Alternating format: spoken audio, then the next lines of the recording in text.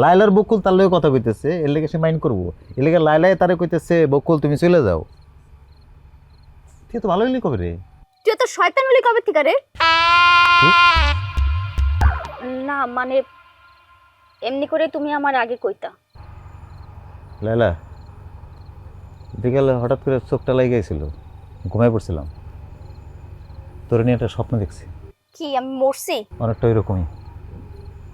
দেখলাম তোর বিয়ে ঠিক হয়েছে, তাও বিয়ে হয়েছে তোর সেই বর্ডারে, বাংলাদেশের বর্ডার তেঁতুলিয়াতে।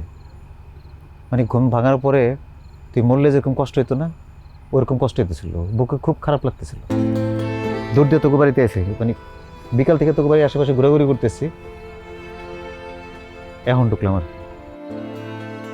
তুমি কিন্তু বদলা যেতেছো বকুল ভাই। আমার বদলানোটা তোর ভালো লাগতেছে না? আমার বদলানোটা কি তোমার ভালো লাগতেছে?